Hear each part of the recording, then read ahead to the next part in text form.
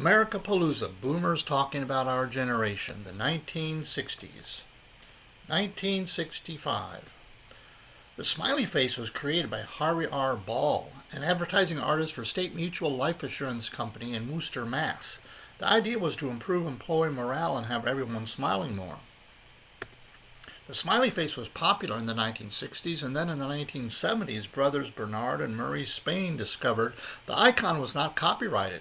So the brothers coined a slogan to go with the smile, "Have a happy day," and revised the graphic slightly, copywriting it in 1971. Today, the smiley face is found everywhere on emojis and even on corporate logos. So, have a nice day. Because surfers still wanted to get that ride the wave feeling even when the surf wasn't up, skateboarding was invented in the 1950s in California. It was originally called sidewalk surfing, and originally kids simply put roller skate wheel assemblies on a wooden plank and they were surfing on the sidewalk. In the 1960s, skateboarding went national. Every kid had to have one. In the coming years, skateboarding became an actual sport rather than just a kid's toy. The Watts riots began on August 11, 1965, when a police officer arrested an African American for a DUI. The surrounding crowd broke into a riot, and the next week they destroyed hundreds of buildings. There were 34 dead and over 1,000 injured. The Addams Family ran from 1964 to 1966, starring John Astin as Gomez and Carolyn Jones as Morticia, along with Uncle Fester, Pugsley, and Lurch. Charles Addams was a New Yorker magazine cartoonist who used dark, humorous scenarios and characters, kind of like the later Gary Larson with The Far Side. Bewitched ran from 1964 to 1972, starring Elizabeth Montgomery, the daughter of film star Robert Montgomery. She played Samantha, a witch who was the envy of housewives because she could clean a house with just a twitch of her nose. Dick York played mortal husband Darren Stevens from 1964 to 1969, and then without giving viewers any explanation whatsoever, Darren Stevens was played by Dick Sargent from 1969 to 1972. Now later on it was revealed Dick York had an illness and also some serious back problems. Salem, Massachusetts. This is the statue of Elizabeth Montgomery put there by TV Land. 8 Bewitched episodes were filmed in Salem in 1970, and that boosted the show's ratings as well as the town's witch tourism. Another fantasy sitcom was I Dream of Jeannie, created by Sidney Sheldon. Barbara Eden and Larry Hagman, who was the son of famed actress Mary Martin, and later starred in another series about oil in Texas. Jeannie supposedly was set in Cocoa Beach, Florida, but there were mountains in some backgrounds if you look closely, and so obviously it was filmed in Florida. The show ran from 1965 to 1970. Today, Jeannie has her own street in Cocoa Beach. Get Smart ran from 1965 to 1979. It was created by Mel Brooks and Buck Henry. It was somewhat of a secret agent comedy show, combining James Bond with Inspector Clouseau of Pink Panther fame. Get Smart starred John Adams as Agent 86, and then Barbara Feldon was Agent 99. Edward Platt was the chief, and it was especially known for the line, "Would you believe?" Gilligan's Island ran 1964 to 67, with an ensemble cast of 7 castaways on a deserted island developed by Sherwood Schwartz. They could fashion all types of devices and utensils from coconut shells or bamboo, whatever they found on the island, but they never could figure out how to fix the SS Minnow. Then there's that age-old question, Ginger or Mary Ann? Well, during the run of the show, fan letters were 2-1 for Mary Ann. Lost in Space ran 1965 to 68. It was inspired by the 1812 novel Swiss Family Robinson. It's about a family in space in 1997. It stars Guy Williams, June Lockhart, Billy Mumy, Angela Cartwright, and Jonathan Smith as the evil Dr. Smith. Here's a quick look at episode 1 of Lost in Space, along with some later robot warnings. The Man from U.N.C.L.E. ran from 1964 to 1968, starring Robert Vaughn as Napoleon Solo and David McCallum as Ilya Kuryakin. I could never figure out why it wasn't called The Men from U.N.C.L.E. There were 2 of them. Leo J. Carroll was Chief Waverly, the head of the United Network Command for Law and Enforcement. It won a Golden Globe for the Best TV Show in 1966. There was a spin-off in 1966 and 67 called The Girl from U.N.C.L.E. with Stephanie Powers as April Dancer. Later she was on Heart to Heart. Produced by Quinn Martin, The Fugitive ran from 1963 to 1967 about a doctor falsely accused of murdering his wife. It was loosely based on the Sam Shepard case in Ohio back in the 1950s. David Jansen stars as Dr. Richard Kimball, and Barry Morris is always tracking him down in each episode. Meanwhile, Jansen is looking for the shadowy one-armed man he saw at the murder scene. The series finale on August 29, 1967 was the highest-rated scripted television episode up to that time, with a 72% share. In January 1965, Dr. Martin Luther King Jr. came to Selma, Alabama to register African Americans to vote. After thousands were arrested, the leaders decided to take their cause to Montgomery, Alabama's capital. Governor George C. Wallace ordered state troopers to use whatever force was necessary to prevent a march. On Sunday, March 7th, as the marchers left Selma on the Edmund Pettus Bridge, state troopers were waiting for them. The marchers were clubbed with nightsticks and sprayed with tear gas. 17 marchers were hospitalized. This became known as Bloody Sunday. That evening, Frank Reynolds of ABC broke into programming with a news bulletin showing brutal images of the attack on the Selma demonstrators. Over 50 million TV viewers were horrified seeing the images of beaten and bloodied marchers. The show that ABC interrupted was the nationwide premiere of the movie Judgment at Nuremberg. The juxtaposition of Nazi stormtroopers beating up people and Alabama state troopers beating up people was not lost on viewers. There were outcries for civil rights across the USA. President Johnson presented a bill to Congress. Meanwhile, after winning a court ruling, between March 21st and 25th, 25,000 demonstrators marched the 54 miles between Selma and Montgomery. On March 25th, the marchers reached the Capitol in Montgomery, and Martin Luther King delivers his speech, "How long? Not long." On August 6, 1965, the Voting Rights Act is signed by President Johnson, outlawing practices that had prevented African Americans from voting. In 1965 and 1966, the Gemini space program launched 10 space flights with two-person crews. On March 18, 1965, Soviet cosmonaut Alexei Leonov becomes the first person to ever perform a spacewalk outside of a spacecraft. On June 3, 1965, on Gemini 4, Edward White is the second human to walk in space, tethered by a 25-foot oxygen hose and spending 23 minutes outside the spacecraft, which was about twice the time that Leonov spent 3 months before. April 17, 1965, 25,000 protesters attended the March Against the Vietnam War in Washington, D.C., organized by the SDS, the Students for a Democratic Society. The next month, in May 1965, over 35,000 people attended the largest anti-Vietnam teach-in at the University of California, Berkeley.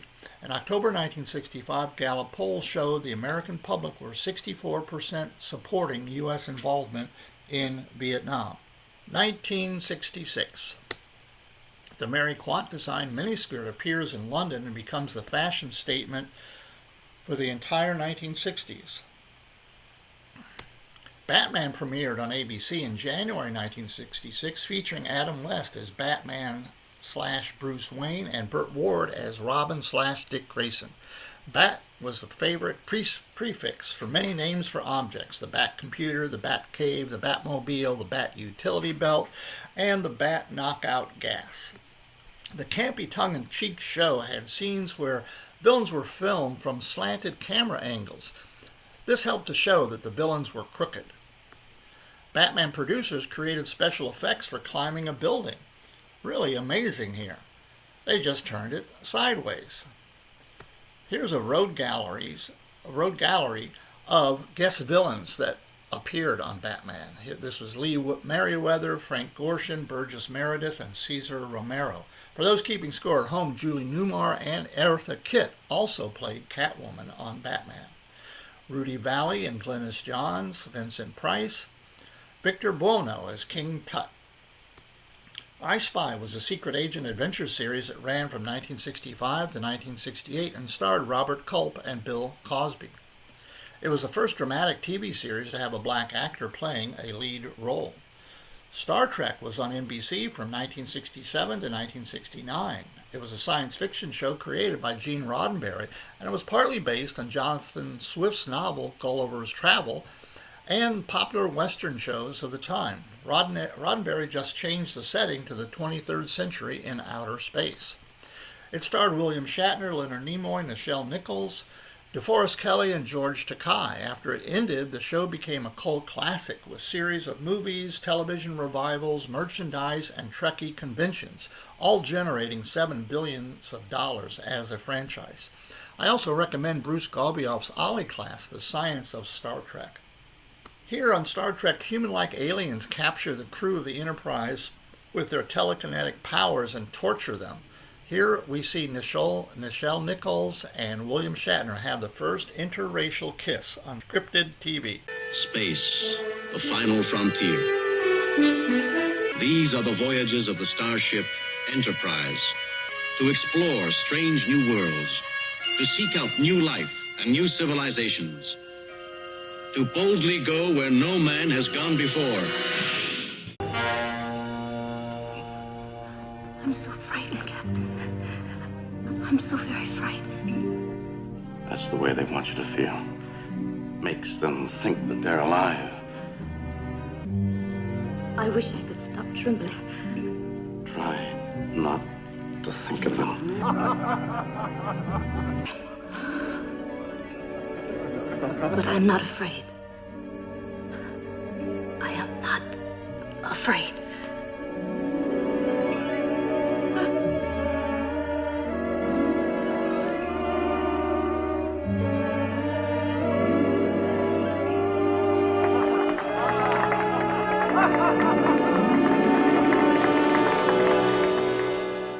Long live and prosper. The Monkees ran from 1966 to 1968, starring Davy Jones, Mickey Dolenz, Peter Tork, and Michael Nesmith. They were a rock and roll band, and the show was about their daily antics. Now, when it came out, I didn't really like the Monkees. When they first appeared, it seemed like they were just a made-up band. They seemed to be a ripoff of the Beatles in A Hard Day's Night. So over time, they became more accomplished musicians, and we saw them in concert actually in 1986. It was their 20th anniversary tour. Gemini 8, Gemini 10, Gemini 12 had crew members who would later become household names in the Apollo program. 1967. It was January 27, 1967, that Gus Grissom, age 40, one of the 7 original Mercury astronauts, Edward White, 36, the first American to walk in space, and Roger Chaffee, 31, a rookie awaiting his first flight in space, were all sealed inside the Apollo 1 on the launch pad. In a split second, a spark in the oxygen-filled cabin ignited and engulfed the entire spacecraft. Emergency crews had the Apollo doors open in just minutes, but were confronted with intense heat. The 3 astronauts apparently died instantly. April 15, 1967, in New York Central Park, about 125,000 war protesters listened to speeches by Martin Luther King, Stokely Carmichael, and Dr. Benjamin Spock. And on the same day, 40,000 Vietnam War protesters filled the Kezar Stadium in San Francisco's Golden Gate Park. Here are some protesters chanting at LBJ.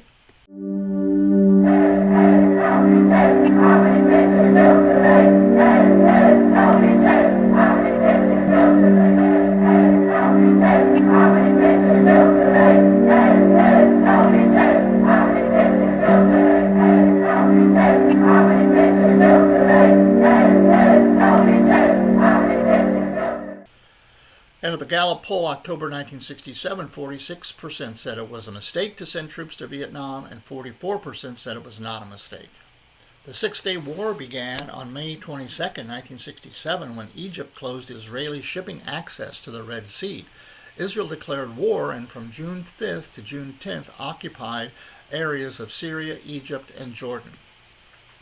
On June 1967, the Beatles' concept album, Sgt. Pepper's Lonely Hearts Club Band, was released. Since ending concert tours in 1966, the Beatles spent more time doing creative recording. It was the first album by any artist that had the lyrics to every song. Previously, if you wanted the lyrics to a song, you had to buy the sheet music. Sgt. Pepper's also had no dead air between songs. There was no gap whatsoever. All the songs ran together.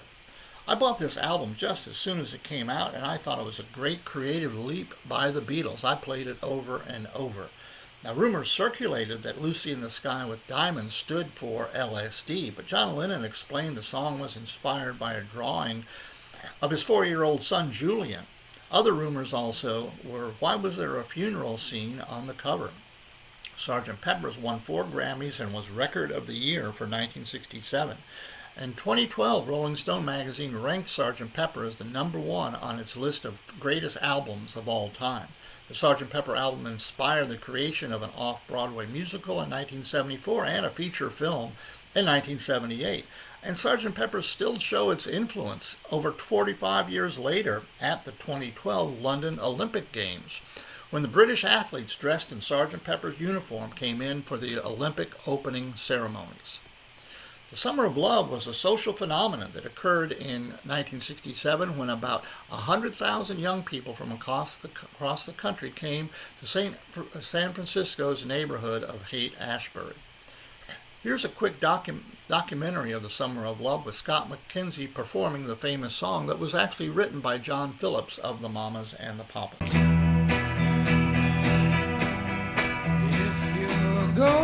We believe that Haight-Ashbury is the focus of a universal spiritual awakening.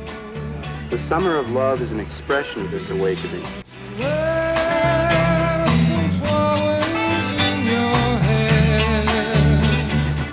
This song reached the top of the charts that summer of '67, and nearly 100,000 young people responded to it by going to San Francisco. What's more, the nation's news media sent their correspondents to report what was happening in Haight-Ashbury, beaming the Summer of Love into America's living rooms. CBS News, without any flowers in its hair, is in San Francisco because this city has gained the reputation of being the hippie capital of the world.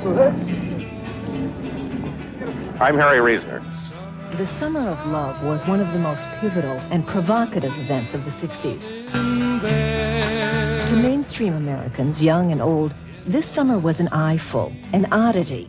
And to those across the country who were already searching for alternative lifestyles and values, the reports from the Haight confirmed that they were not alone. With alternative business and enterprise,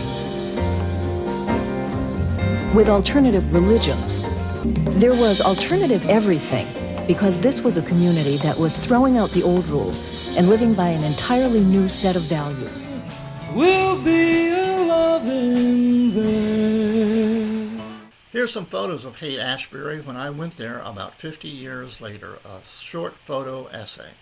Lots of psychedelic colors. And 50 years ago we called it pot, grass, wacky weed. Now it's just weed.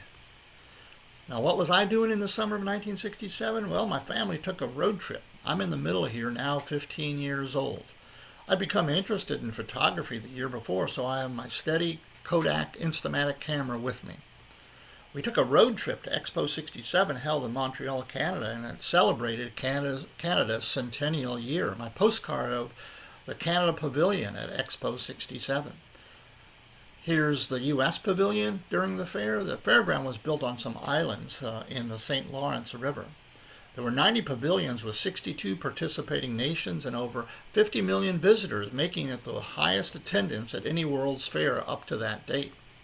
President Charles de Gaulle of France visited while we were there, coming in on this ship. He caused an international stir on July 24th when he spoke in Montreal, saying, as he sailed up the St. Lawrence River with cheering Quebec citizens alongside, he felt like he was reliving his triumphant return to Paris after France's liberation from Nazi Germany.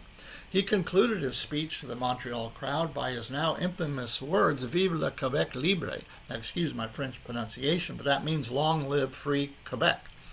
The Canadian government was not pleased at all and did not appreciate the comparison to Nazi Germany, nor did the Canadian government think that Quebec needed any liberating. Now, in this photo taken with my little Instamatic, I caught a glimpse of President de Gaulle as he walked by us at Expo 67. You can see he's right there, or maybe you can't see.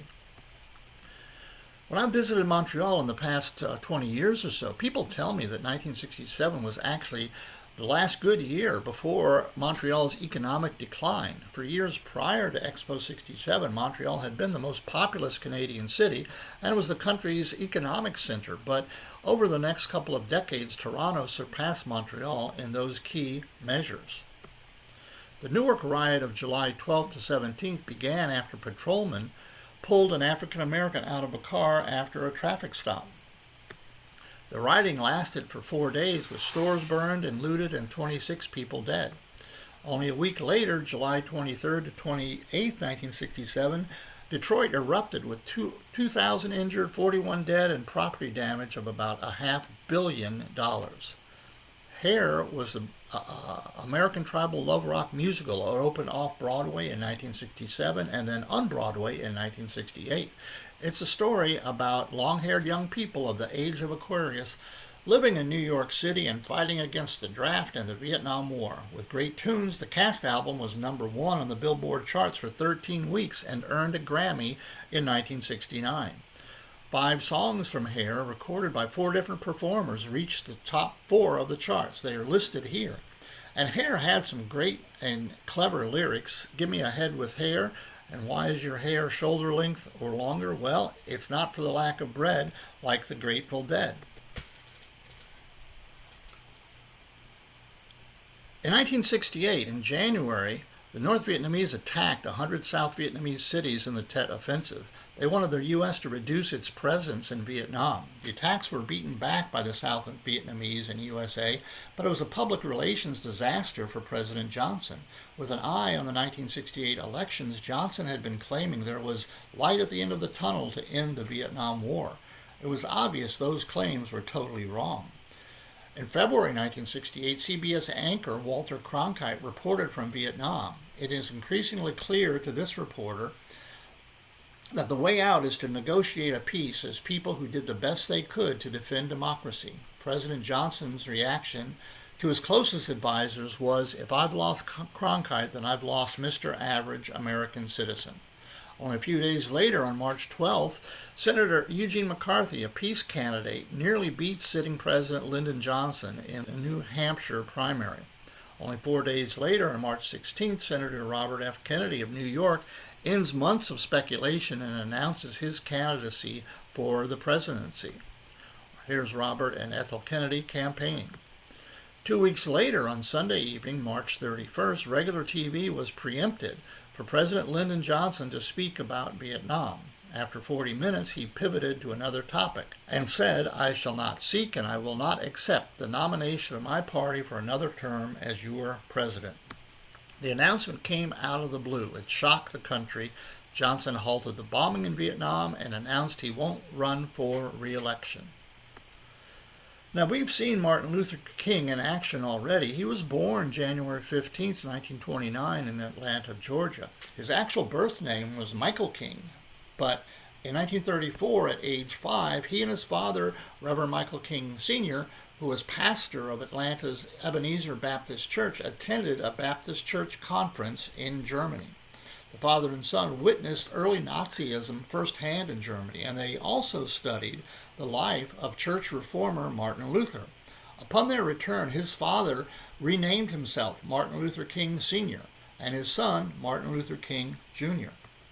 4 days after LBJ's bombshell announcement, Dr. King went to Memphis to support the sanitation workers' strike there.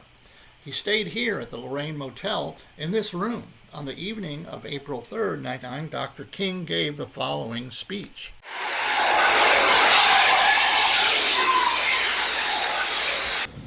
We've got some difficult days ahead, but it really doesn't matter with me now because I've been to the mountaintop. I don't mind. Like anybody, I would like to live a long life. Longevity has its place, but I'm not concerned about that now. I just want to do God's will. And he's allowed me to go up to the mountain. And I've looked over and I've seen the promised land. I may not get there with you, but I want you to know tonight that we as a people will get to the promised land.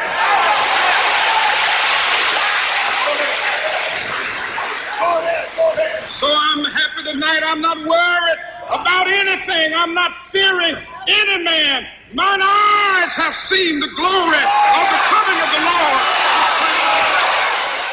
This was to be Dr. King's last speech. The next day, on the balcony of the Lorraine Motel, April 4th, Martin Luther King was shot and killed by James Earl Ray.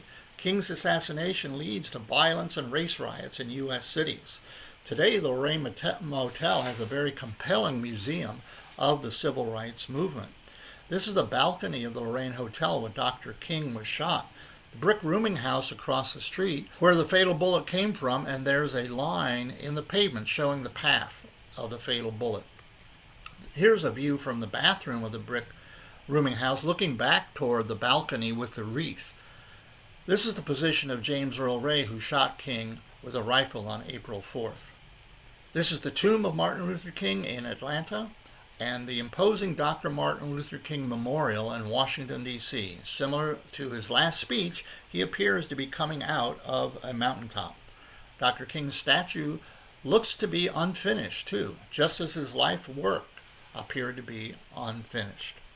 Now some less somber topics. Rowan & Martin's Laugh-In ran from 1968 to 1973 and was hosted by stand-up comedians Dan Rowan and Dick Martin.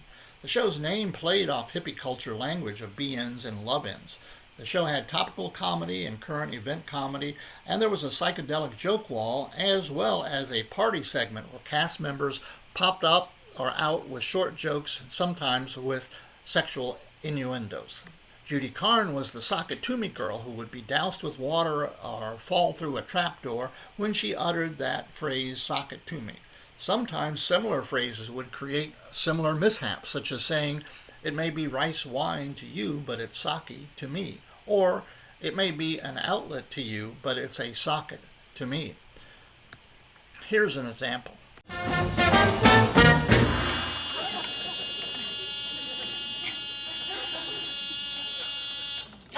NBC, beautiful downtown Burbank. Oh, hello, Governor Rockefeller. Oh, no, I don't think we could get Mr. Nixon to stand still for a socket to me. Socket to me? The Smothers Brothers Comedy Hour ran from 1967 to 1969. On CBS, starring the folk-singing brothers Tom and Dick, whose favorite line always was, "Mom always liked you best." Tea Time with Goldie Keefe was played by Lee French. Of course, tea and Goldie were both slang terms for marijuana. I later found out that Keefe also was too. Paulson was actually a writer in the show as well as a deadpan comedian. Running for president on the show, he had a slogan, "We can't stand Pat." Other statements on his campaign trail on the show were, "All problems in the United States today can be traced to an unenlightened immigration policy on the part of the American Indian." And a good many people today feel our present draft laws are unjust. These people are called soldiers. Because the Smothers Brothers said and did things no other TV show dared to do, CBS took them off the air in 1969. But while they ran, they had acts like Peter, Paul, and Mary singing about Puff the Magic Dragon, and The Who performing the ritual destruction of their guitars and amplifiers, all with pyrotechnics at the end of their performance. Let's take a quick look. When John Henry was much older, sitting on his daddy's knee, his daddy picked him up and he threw him on the floor and said, "This baby's wet all over me." And frolicked in the autumn mist in a land called Honolulu. My old man's a Negro. said that's not right. You're not telling the truth. Now, don't say that. I'd never... Tell me your old man is not a Negro. Yes, he is. He can't be a Negro. It's impossible that your old man should ever be a Negro. Oh, yeah. You know why I know? I'm your brother, right? Yeah, My old man is not a Negro. No wonder Mom always liked you best.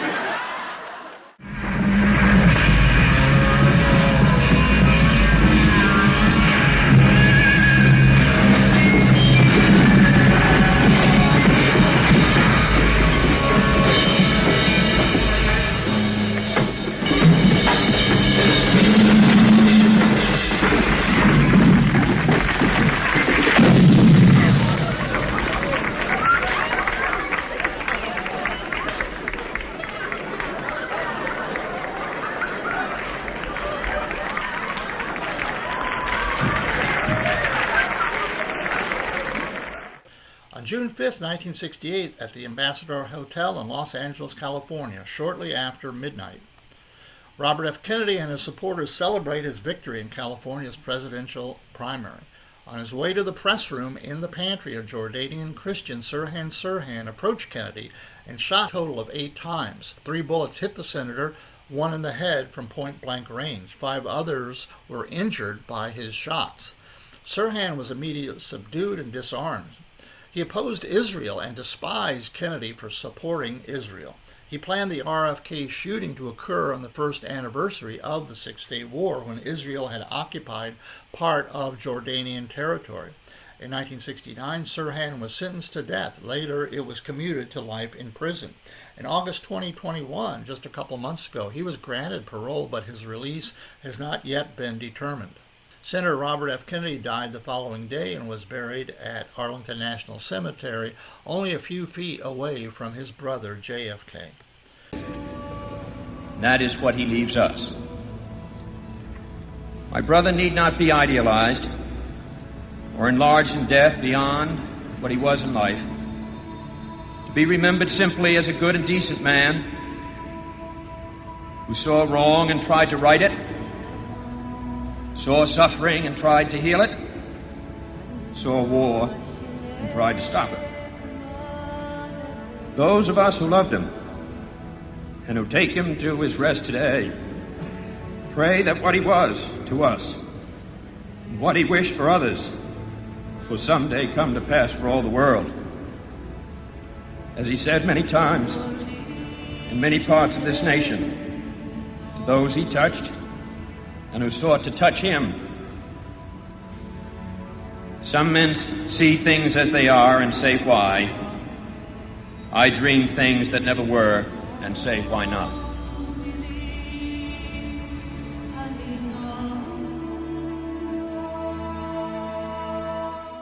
The historic Ambassador Hotel was later torn down, and in its place was built the Robert F. Kennedy Community Schools, a kindergarten through 12th grade campus with some impressive architecture. And here's a photo I took there at dusk. At the Democratic Convention in Chicago, Vice President Hubert Humphrey accepts the nomination. Outside, police beat some protesters unconscious, sending 100 to the emergency room, and 175 were arrested. November 4th, 1968, Richard Nixon wins the United States presidential election against Hubert Humphrey by a narrow margin. The popular vote only had a 0.7% difference between Nixon and Humphrey, but Nixon won by a large margin in electoral votes. George Wallace got 13.5% of the national vote, almost 10 million. He earned 46 electoral college votes in 5 southern states. The Beatles' White Album came out on November 22, 1968. The Beatles released the White Album with a cover completely devoid of photos or print, except an embossed of the Beatles, which was the actual title of the album. This was to contrast it sharply with the previous colorful Sgt. Pepper's cover. The White Album is a double album that features some of the band's most experimental music. The album quickly reached number 1 on the Billboard charts, and one of my favorite songs on this is George Harrison's While My Guitar Gently Weeps. And here we have a video of the song with Eric Clapton, Paul McCartney, and Danny Harrison doing a tribute to his father, and Danny looks very much like his dad back in the day.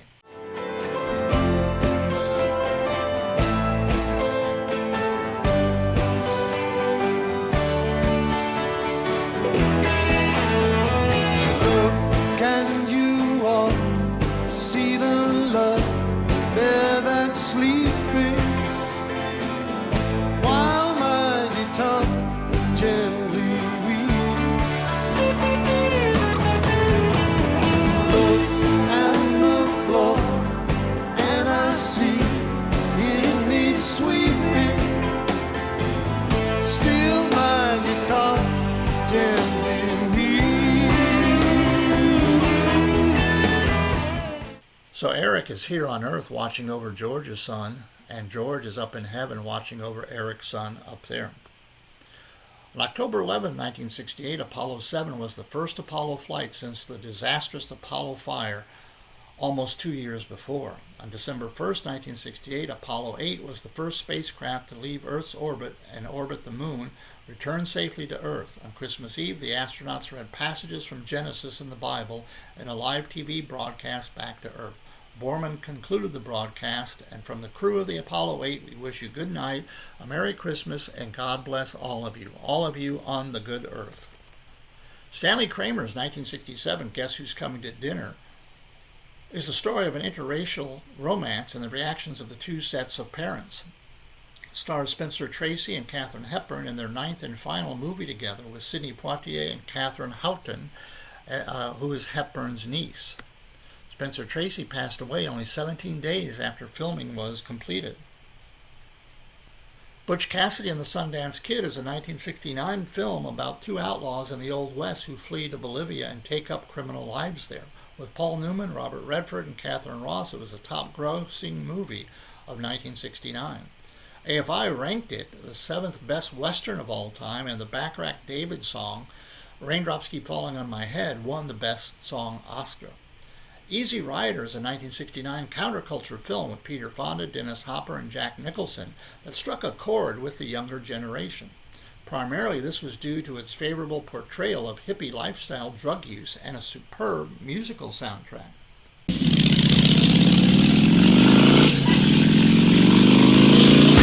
your motor running. Head out on the highway, looking for adventure, and whatever comes our way. Yeah, darling, go make it happen. Take the world in a loving embrace. 2001, A Space Odyssey was directed by Stanley Kubrick and written by Arthur C. Clarke. The film follows a space voyage to Jupiter with the computer HAL 9000. Since the first 28 minutes and the final 23 minutes both have no dialogue whatsoever, A Space Odyssey raises as many questions as it answers. And here's a favorite scene. Open the pod bay doors, Hal. I'm sorry, Dave. I'm afraid I can't do that. What's the problem? This mission is too important for me to allow you to jeopardize it. I know that you and Frank were planning to disconnect me, and I'm afraid that's something I cannot allow to happen. Where the hell did you get that idea, Hal? Dave, although you took very thorough precautions in the pod against my hearing you, I could see your lips move. I'll go in through the emergency airlock. Without your space helmet, Dave, you're going to find that rather difficult. Open the doors. Dave, this conversation can serve no purpose anymore. Goodbye. Hal? Hal? Hal?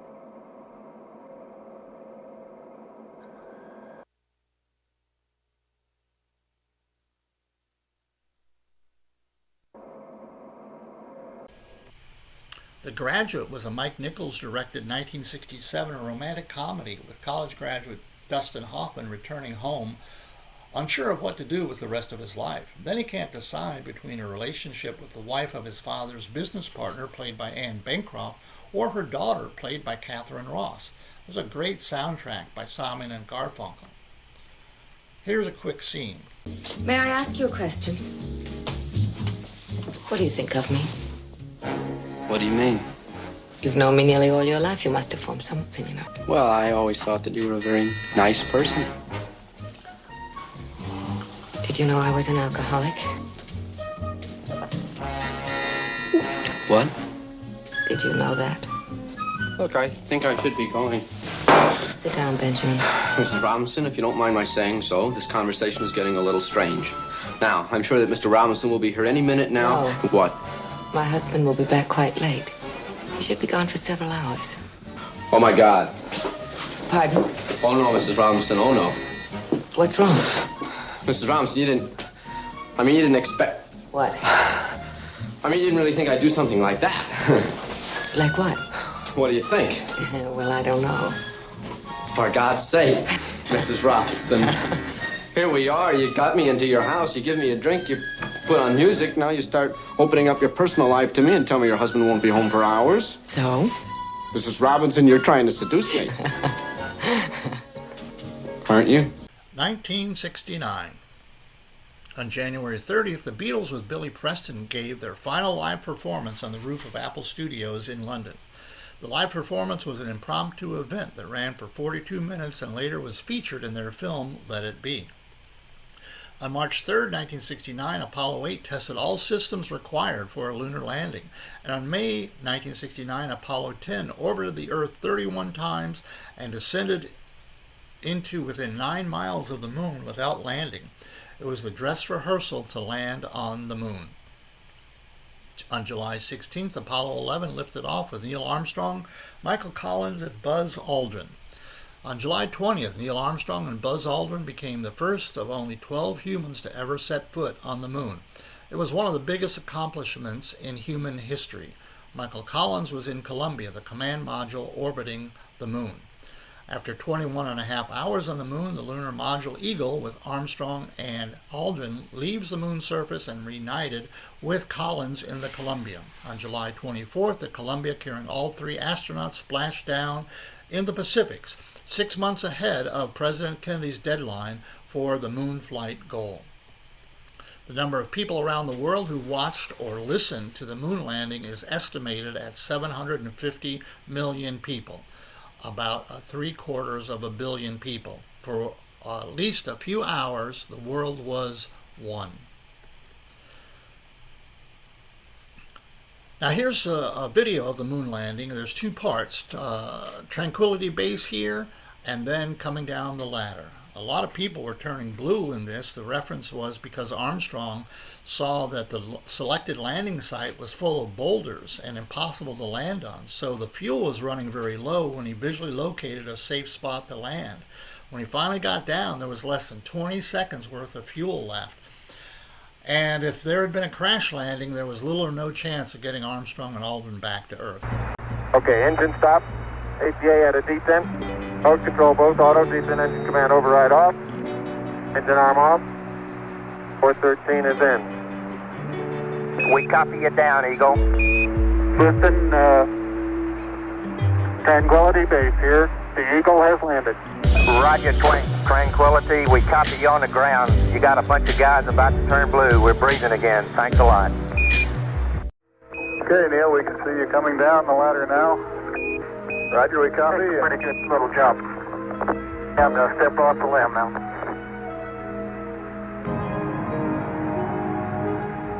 That's one small step for man, one giant leap for mankind. Beautiful picture. Houston, that's beautiful. This has got to be one of the most proud moments of my life, I guarantee you. We leave as we came, and God willing, as we shall return, with peace and hope for all mankind. Proceeded, 3, 2, 1, ignition. We're on our way, Houston. That's your good. Looks like you've been flying well up there, partner. The spacecraft looks good. You betcha. Here we go. A super flying machine. Looks kind of tinny to me.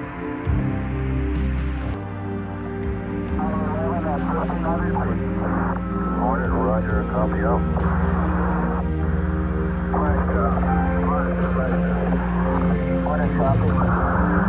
And the flags are waving and the cigars are being lit up. Well, it proved that the United States could accomplish tremendous goals if they worked together as a team. Here at UCLA's Boulter Hall, Professor Leonard Kleinrock developed a packet switching system connecting 2 computers on campus, the first node on the ARPANET, which was the forerunner of the Internet.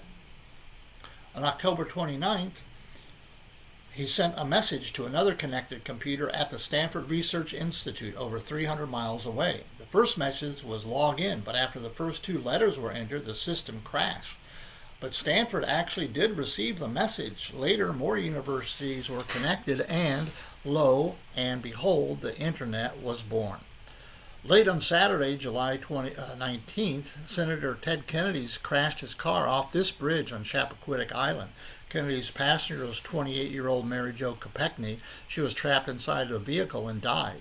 Kennedy was ruled to be negligent in causing her death, and he received a suspended sentence and a 16-month suspended driver's license. This started many tasteless jokes. This was the National Lampoon with a fake Volkswagen ad saying if Ted Kennedy drove a Volkswagen, he'd be president now.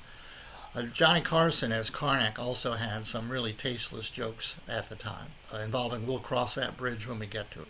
2018 movie. This was an excellent movie with some spot-on portrayals of the incident. August 9th and 10th, members of the Manson family murder 7 people, including actress Sharon Tate and the LaBianca family. The Manson family was a 1960s communal cult led by Charles Manson in California with around 100 followers. They lived in a countercultural lifestyle, using hallucinogenic drugs like LSD. Sharon Tate was 8.5 months pregnant with Roman Polanski's baby. Polanski was away working in Europe at the time. For one long weekend, August 15th to 18th, Max Yasgur's dairy farm near Bethel, New York, held an aquarium exposition with over 350,000 fans to watch 35 performers that included Santana, Janis Joplin, The Who, Jefferson Airplane, Crosby, Stills and Nash, and Jimi Hendrix. Woodstock became the name for an entire generation. Even cartoonist Charles Schulz named his little bird character in Peanuts Woodstock. This is the Woodstock site today, complete with historical marker. Here's a short video of what it was like at Woodstock.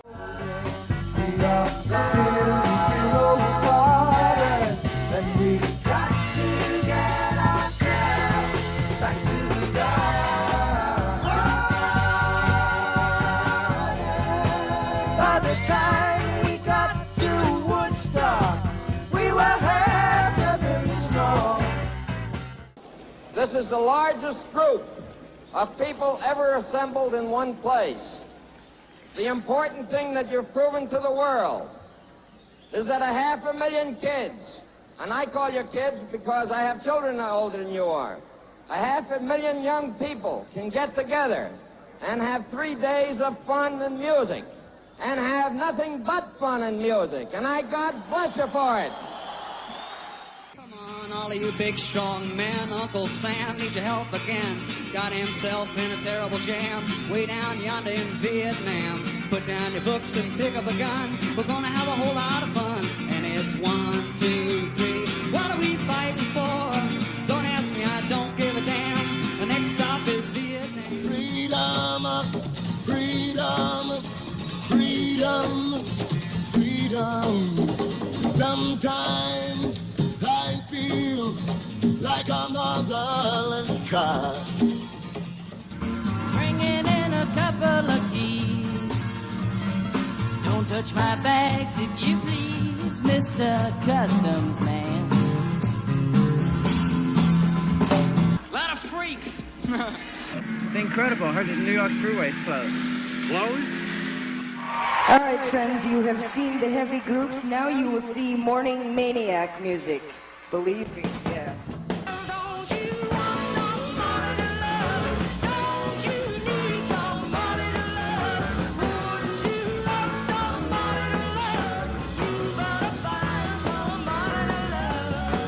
You got to change your evil ways, baby. Before I stop loving you, you got to change, baby.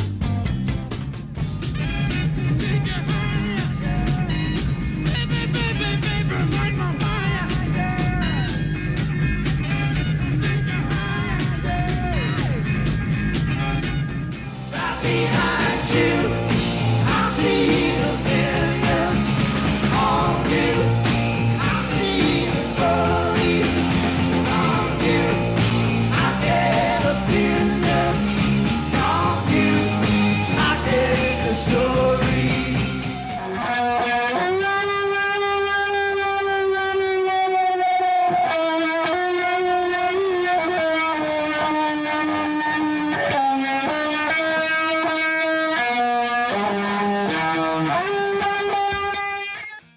In the fall of 1969, I headed off to college with about 37,000 other kids to attend Purdue University.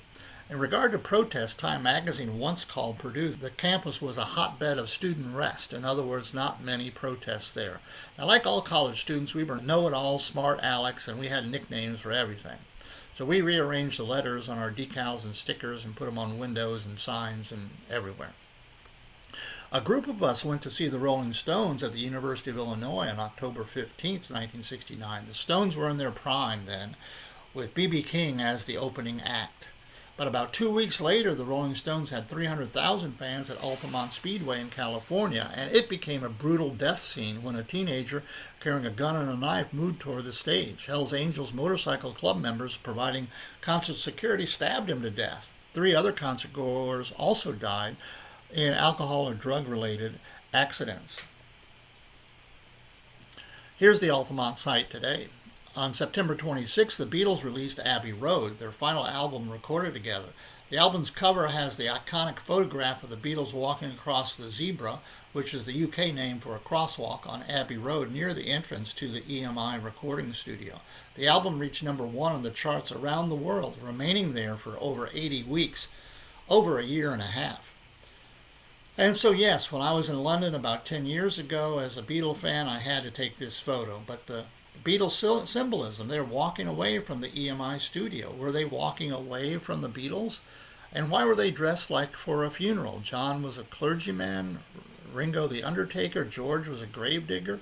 Why is Paul out of step with the others? For that matter, from Magical Mystery Tour, 3 Beatles were wearing a red carnation, Paul was wearing a black one. Was this the well-known Beatles' sense of humor?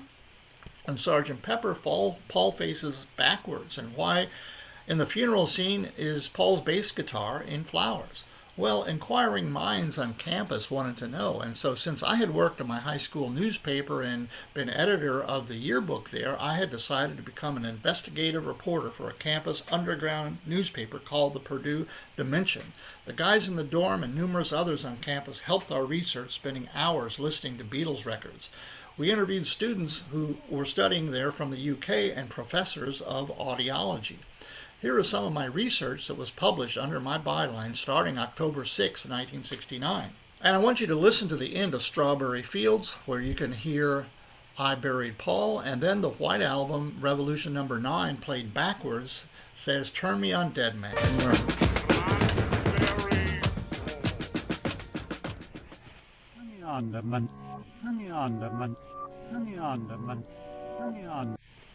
Finally, in November, Life magazine caught up with our research at Purdue and came out with this. Here's some songs on the radio in the latter part of the 1960s.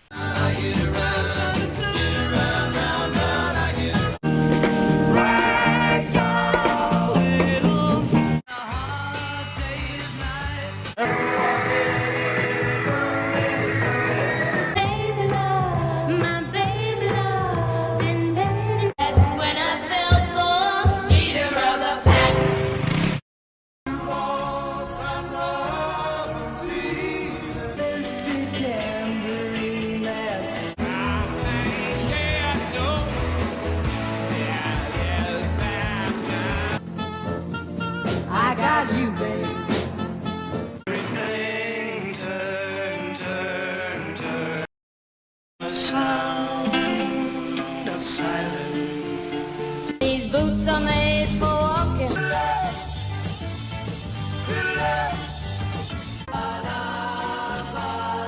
Monday, Monday.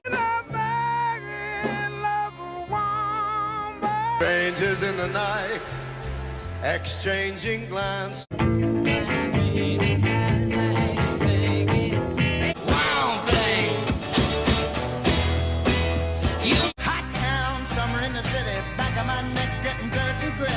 Sunshine came softly through my 96 years. Last train to Clarksville, and I'll meet you at the station. Kind of a drag when your baby don't love you. Goodbye, Ruby Tuesday. Hold her tight, so happy together. Like saying something stupid like I love you.